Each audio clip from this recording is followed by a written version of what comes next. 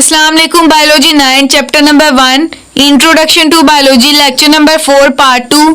आज का जो हमारा टॉपिक है उसका नेम है हॉर्टिकल्चर। हॉर्टिकल्चर बेसिकली इसको उर्दू में बागबानी कहा जाता है।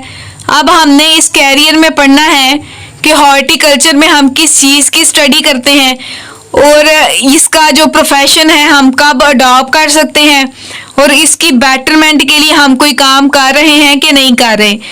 तो हॉर्टिकल्चर में सबसे पहले इसकी डेफिनेशन देखें। It deals with the art of gardening. Art कहते हैं फन को, गार्डनिंग कहते हैं बागबानी को। ऐसा कैरियर जिसमें हम बागबानी के फन को पढ़ते हैं वो हमारे पास हॉर्टिकल्चर होता है। अब हमारे पास जो हॉर्टिकल्चरिस्ट हैं वो वर्क कर रहे हैं इनकी बेटरमेंट के लिए। किसकी बेटरमेंट के लिए? वैरायटी ऑफ जो हमारे पास प्लांट्स हैं और फ्रूट्स हैं, और वो वाले प्लांट्स के लिए काम कर रहे हैं जो कि ऑर्नामेंटल प्लांट्स हैं। ऑर्नामेंटल प्लांट्स ऐसे प्लांट्स होते हैं जिनको हम एज ए सजावट यूज़ करते हैं, खूबसूरत बनाने के लिए यूज़ करते हैं। हमारे पास इसकी डेफिनेशन इस तरह से है। A horticulturist work for the betterment of existing varieties and for the production of new variety of ornamental plants and fruit plants. हमारे पास एग्जिस्टिंग वैरायटी ऐसी वैरायटी है, ऐसी वैरायटी जो पहले से ही मौजूद हो, चाहे वो प्लांट्स की हो चाहे वो फ्रूट्स की हो, हमारे पास क्या कहलाती है? एग्जिस्टिंग वैरायटी कहलाती है। उसके बाद हम इसका प्रोफेशन कब इख्तियार कर सकते हैं?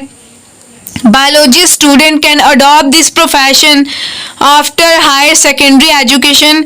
हम आफ्टर सेकेंडरी एजुकेशन के बाद, हायर सेकेंडरी एजुकेशन के बाद ये हम प्रोफेशन हासिल कर सकते हैं, अडॉप्ट कर सकते हैं। बेसिकली जो हॉर्टिकल्चरिस्ट हैं वो पुरानी वैरायटी को बेटर करेगा और कोशिश करेगा कि जो न्यू वैरायटीज़ ज़्यादा से ज़्यादा बनाए और उसको यूज़फुल लाए ताकि हमें ज़्यादा से ज़्यादा फ़ायदा हो सके। अगला जो हमारे पास कैरियर है वो है फार्मिंग। तो फार्मिंग के नेम से ही इंडिकेट हो रहा है कि ये फार्म से रिलेटेड है। इसमें हमने फार्म्स को बनाना है और उसकी देखभाल करनी है। अब इसकी डेफिनेशन हमारे पास इस तरह से है। It deals with the betterment and the maintenance of the different types of farms. हम इस कैरियर में फार्म्स को बनाते हैं और उसको बरकरार रखते हैं। तो ये हमारे पास कौन से कैरियर में होता है? फार्मिंग में। अगर हम फार्म्स की बात करें तो हमारे पास 3 तरह के फार्म्स होते हैं, एनिमल फार्म्स, पोल्ट्री फार्म्स और प्लांट फार्म्स। बेसिकली हम फार्मिंग में हम ब्रीडिंग एनिमल्स टेक्नोलॉजी को यूज़ करते हैं, नस्ल कशी करवाते हैं और इन फार्म्स के अंदर वो जानवर पालते हैं जो कि मेजर सोर्स ऑफ फूड होता है, जिनसे हमें मेजर सोर्स ऑफ फूड और एनर्जी मिलती है।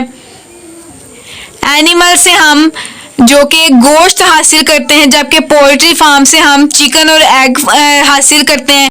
के बाद फ्रूट फार्म्स हैं जिससे हम मुख्तलिफ तरह के फ्रूट्स हासिल करते हैं जो कि हमारे पास सोर्स ऑफ एनर्जी है। तो इसकी हमारे पास थ्योरी इस तरह से है। In some farms animal breeding technology are use for the production of animals. हम एनिमल्स ब्रीडिंग टेक्नोलॉजी को यूज़ करते हैं प्रोडक्शन ऑफ एनिमल्स के लिए, जानवर बनाने के लिए। And which are better protein and milk source, जो कि हमारे पास ज़्यादातर प्रोटीन सोर्स होते हैं और मिल्क का सोर्स होते हैं, दूध का सोर्स होते हैं। इन पोल्ट्री फार्म्स में हम क्या हासिल कर सकते हैं? चिकन और एग हासिल कर सकते हैं। Chicken and eggs are produce similarly in fruit farms. Different fruit yielding plants are grown. हमारे पास जो फ्रूट वाले प्लांट हैं वो हासिल किए जाते हैं। अब ये है कि हम ये प्रोफेशन कब हासिल कर सकते हैं? A student who has gone through the professional courses of agriculture, animal husbandry and fisheries ETC। वो वाला स्टूडेंट जिसने ये कोर्सेज किए हुए हैं एग्रीकल्चर का, एनिमल हस्बेंड्री का एंड फिशरीज का, वो ये प्रोफेशन अडॉप्ट कर सकता है, इसको आगे फ़ायदा दे सकता है। बाद है हमारे पास फॉरेस्ट्री। फॉरेस्ट का मतलब होता है जंगलात। अब हमारे कुदरती जंगलात की हिफाजत और उसके लिए इकदामात करना, ये हमने किस में पढ़ना है? फॉरेस्ट्री में। National look after natural forest and advice to the government for planting and growing artificial forest. कुदरती तौर पर जंगलात की हिफाजत करना, देखभाल करना और गवर्नमेंट को ये नसीहत करना कि वो ज़्यादा से ज़्यादा आर्टिफिशियल फॉरेस्ट बनाए।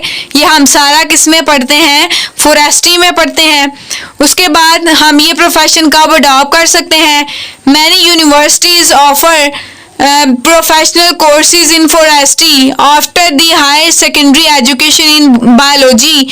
बहुत सी यूनिवर्सिटीज़ ये प्रोफेशनल कोर्सेज को ऑफ़र कर रही हैं, जो कि किस तालीम के बाद कर रही हैं? हायर सेकेंडरी एजुकेशन के बाद। लेकिन after bachelor level study of zoology and botany, आप इसको बैचलर लेवल के बाद भी, लेकिन आपका बैचलर ज़ूलॉजी और बॉटनी से होना चाहिए। इसके बाद भी आप इस प्रोफेशन को अडॉप्ट कर सकते हैं, इस कैरियर को सिलेक्ट कर सकते हैं अपने लिए। ये हमारे पास बायोटेक्नोलॉजी। तो बायोटेक्नोलॉजी को हमने ब्रांचेस में भी पढ़ा था कि ये बायोलॉजी की लेटेस्ट ब्रांच है। तो ये हम पढ़ लेते हैं। It is the latest profession in the field of biology. ये हमारे पास लेटेस्ट प्रोफेशन है, क्योंकि अब हम इसकी किस में बात कर रहे हैं? कैरियर में बात कर रहे हैं। रिसेंट हमने ब्रांचेस में बात की थी। तो क्या है आगे हमारे पास? Biotechnologist study and work for the production of useful product through micro organisms.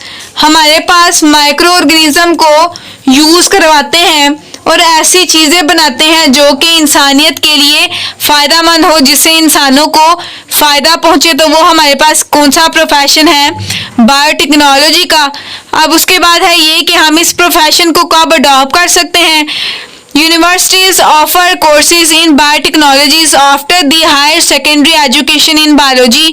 बहुत सी यूनिवर्सिटीज़ ऑफर कर रही हैं ऐसे कोर्सेज को जो कि बायोटेक्नोलॉजी में है। आफ्टर सेकेंडरी एजुकेशन के बाद हम इस कोर्स को अडॉप्ट कर सकते हैं। उसके बाद है कि अगर आप इसे आफ्टर सेकेंडरी एजुकेशन के बाद, आफ्टर एफएससी के बाद अडॉप्ट नहीं कर सकते, तो आपके लिए फिर भी ये after the bachelor level study of zoology and botany, जब आप बैचलर कर लेते हो ज़ूलॉजी और बॉटनी में, तो फिर भी आप इस प्रोफेशन को अडॉप्ट कर सकते हो। इसकी सिंपल सी एग्जांपल ये है कि हम बहुत से माइक्रो ऑर्गेनिजम्स की टेक्नोलॉजी को यूज़ करके उसको यूटिलाइज करते हैं for the welfare of Mankind के लिए। जैसे कि सिंपल एग्जांपल है कि हमारे पास दूध से दही बनता है, तो फर्मेंटेशन भी किसके ज़रिए से होती है?